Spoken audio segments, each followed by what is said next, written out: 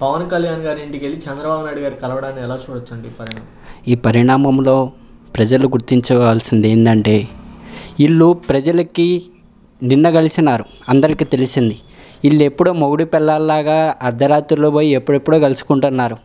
ఏందిరా అంటే, గతంలో బీజేపీ పార్టీతో పొత్తులు పెట్టుకున్నటువంటి పవన్ కళ్యాణ్ బయట నోటలు బయట టీడీపీ వాళ్ళని పార్టీ వాళ్ళని దూషించి, తర్వాత బీజేపీ పార్టీతో లోపల రూమ్లో సంసారం చేస్తున్నప్పుడు, చంద్రబాబు నాయుడు వచ్చినారా, బయట ఉన్నారా అంటే, అవునా బాబు గారు వచ్చారా, ఒరే మీరు ఉండండి, నేను బయటికి పోయి కలిసి వస్తానని చెప్పేసి బయటకు వచ్చి చేతులు కలుపుకొని కారిడార్లో తిరిగిన వ్యక్తులు వీళ్ళిద్దరు. తెర ముందు ఒకటి, తెర వెనకాల ఒకటి.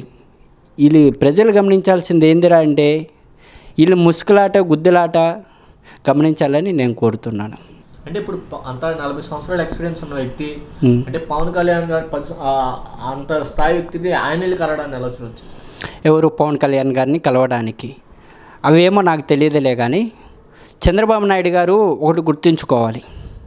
పవన్ కళ్యాణ్ గారు ఏంటంటే మాట మీద నికరం లేని వ్యక్తి. రీసెంట్గా చూసుకుంటే విశాఖపట్నంలో జరిగినటువంటి ఒక సభలో కంటెస్ట్ చేసిన తర్వాత, తెలంగాణలో కంటెస్ట్ చేసిన తర్వాత ఆంధ్ర కొడుకులు అనే ఒక పదం మాట్లాడారు పవన్ కళ్యాణ్ గారు. వాళ్ళు అన్న మాటకి నాకు బాధాకరం అనిపించేసి నేను ఆంధ్రాకు వచ్చేసాను అన్నారు. అయితే ఆంధ్రాకు వచ్చేసారంటే మళ్ళీ ఎందుకు వెళ్ళి తెలంగాణలో నిన్న చంద్రబాబు నాయుడు గారు పవన్ కళ్యాణ్ గారు ఎందుకు కలిశారు? తెలంగాణ మీద దేశంలో ఉన్న వ్యక్తి ఇక్కడ ఎందుకు మాట్లాడుతున్నారు ఆంధ్ర కొడుకుని? తెలంగాణకి ఆంధ్రాకి ఇద్దరి మధ్య ప్రజల మధ్య గొడవలు పెట్టడానికి వీళ్ళిద్దరు. మీరు గమనించండి, ఇట్లాంటి పనికిరాని పనులు వీళ్ళిద్దరు చేస్తున్నారు. 40 years ఇండస్ట్రీ అనే చెప్పుకునే వ్యక్తి ఏం చేశాడు ఆంధ్రాలో? ఆంధ్రాని విడగొట్టిన వ్యక్తి ఎవరు? చంద్రబాబు నాయుడు గారు. ఆంధ్రాకి స్పెషల్ స్టేటస్ కావాలని చెప్పేసి గతంలో దివంగత ముఖ్యమంత్రి వర్యులు వైఎస్ రాజశేఖర రెడ్డి గారు తనయుడు వైఎస్ జగన్మోహన్ రెడ్డి గారు ఉన్నప్పుడు, ప్రతిపక్షంలో ఉన్నప్పుడు పోరాడితే, ఈయన అధికారంలో ఉన్నప్పుడు ఏం మాట్లాడినాడు అన్న? ఏమొద్దు, ఆంధ్ర రీసెంట్గానే డెవలపింగ్ అవుతున్న అని స్టేట్ అన్నాడు. ఎక్కడ డెవలపింగ్ అయింది? మాయ మాటలు చెప్పి ప్రజలకి పసుపు కుంకం ఇలాంటి చిన్న పథకాలు ఇస్తూ ప్రజల్ని తప్పుడు దారిలో నడిపించిన వ్యక్తి ఎవరంటే చంద్రబాబు నాయుడు గారు. 40 years చెప్పుకుంటున్నాడు, ఏం చేశాడు? హైటెక్ సిటీ కట్టినాడన్న. హైటెక్ సిటీ కట్టింది ఎవరు? ఎన్ జనార్దన్ రెడ్డి గారు. మనం ప్రజలు గుర్తించాలి, వీళ్ళంతా చేస్తుంది ప్రజల మధ్య, కులాల మధ్య, మతాల మధ్య చిచ్చులు పెట్టడానికని గమనించాలని నేను కోరుతున్నా.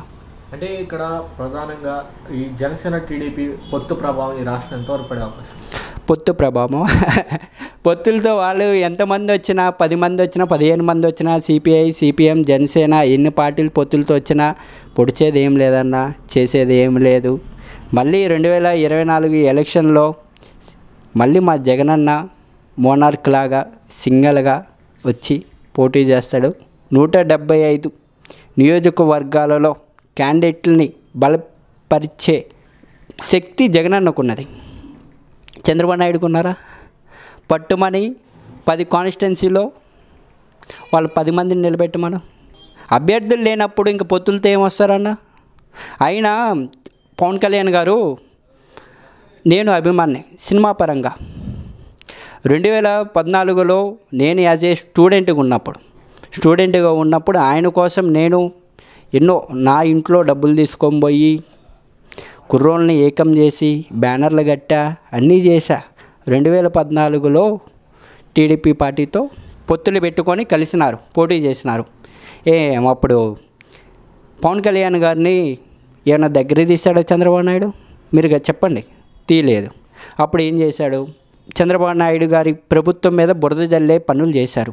అప్పుడు అమరావతిలో భూములు రాజధాని కోసం తీసుకుంటున్నారని చెప్పేసి రైతులకి అండగా నిలిచిన పవన్ కళ్యాణ్ మరుసటి రోజు 2 రోజుల తర్వాత పోయి చంద్రబాబు నాయుడు తోటి ఎందుకు సమావేశం పెట్టుకున్నాడన్న గమనించాలి ప్రజలు కూడా. మళ్ళీ రీసెంట్గా 2019లో నేను ఏ పార్టీతో పొత్తులు రాను, నేను సింగల్గా వస్తానని చెప్పేసి పవన్ కళ్యాణ్ గారు అన్నారు. మళ్ళీ అదే పని చేశారు. ఇంకప్పుడు మా జనసేన పార్టీ కార్యకర్తలకు కానీ, ఎవరికైనా కుర్రోళ్ళకి కానీ ఎలా ఆయనతోటి చేతులు కలవాలని చెప్పేసి ఉంటుందన్న? ఇవే ఆలోచించండి. మళ్ళీ ఇప్పుడు దాకా మొన్నటిదా 2019 నుంచి 2014 దాకా ముసుగులాట గుద్దులాట చేసుకున్నారు.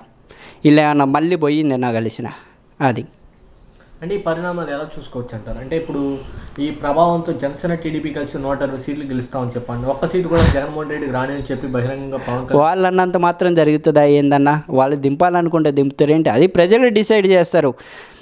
జగన్మోహన్ రెడ్డి గారిని ఒకరు దించాలంటే ఎవరు వల్ల కాదు. ఆయన ప్రజల్లోకి వెళ్ళిన మనిషిని ఎవరు ఆపలేరు.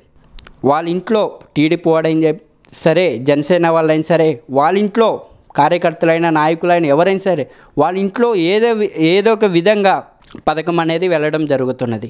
ఇంకా అప్పుడు వాళ్ళు ఏం చేస్తారన్న? ఓకే, మరి ఎలా ఉంటుంది అంటే ఇప్పుడు రాబోయే రోజుల్లో ప్రతిపక్షంలో జగన్మోహన్ రెడ్డి గారు ఉన్నప్పుడే ఎవరు ఏం చేయాల. అప్పుడు అధికారంలో ఎవరున్నారు? చంద్రబాబు నాయుడు గారు ఉన్నారు, వీళ్ళు ఉన్నారు.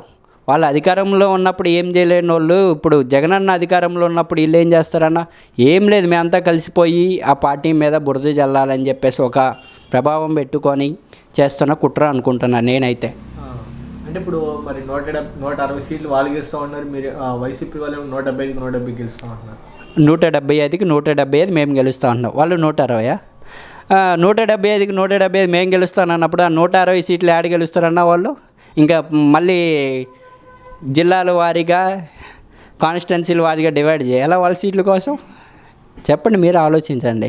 వాళ్ళు గతంలో పట్టుమని 40 సీట్లు గెలవని వాళ్ళు 160 సీట్లు యాడ్ గెలుస్తానన్నా? అప్పుడే ఉన్న పార్టీలేగా, అప్పుడున్న పార్టీలే ఇప్పుడు అయ్యే పార్టీలు. అప్పుడు జగన్మోహన్ రెడ్డి గారు సింగిల్గానే వచ్చి పోటీ చేశారు. వీళ్ళు 10 పార్టీలతో వచ్చినారు. CPI, CPM, Loksatta, Janasena, BJP, TDP, ఎన్ని పార్టీలతో వచ్చారో. కానీ ఒకటి గమనించాలి, బీజేపీ పార్టీ అనేది సెంట్రల్లో ఒక శక్తి పార్టీ. ఆ పార్టీకి ఎంతోమంది అభిమానులు ఉన్నారు. కానీ ఇట్లాంటి వల్ల ఒక్కొక్క ఏరియాలో ఒక్కొక్క నాయకుల వల్ల బీజేపీ పార్టీని రోజుకు తీసుకుని వెళ్తున్నారు. మా మామయ్య గారు ఉన్నారు, బీజేపీ నాయకుడు చినపరెడ్డి రవీంద్రారెడ్డి గారు. ఆయన బీజేపీ పార్టీకి ఎంతో కృషి చేశారు. కానీ ఆయన ఎదగదలకి కొంతమంది పొత్తులతో రావడం వల్ల ఆపుతున్నారని చెప్పేసి రీసెంట్గా మా మామయ్య గారికి ఈస్ట్ కాన్స్టిట్యున్సీ కన్వీనర్ కూడా ఇచ్చారు. కానీ మాకేంటంటే చిన్నప్పటి నుంచి జగనన్న అంటే అభిమానం. మా ఫ్యామిలీలో ఎంతమంది నాయకులు ఉన్నా నేను జగనన్న కోసం ఏదైనా చేస్తా. That's my character. సార్, ఒక మాటలో జగన్మోహన్ రెడ్డి ఎందుకు కావాలని ఏం చెప్తారు? జగన్మోహన్ రెడ్డి గారు ఎందుకు కావాలన్నా, జగన్మోహన్ రెడ్డి గారికి బెస్ట్ ఎగ్జాంపుల్ నేను ఒకటి చెప్తా.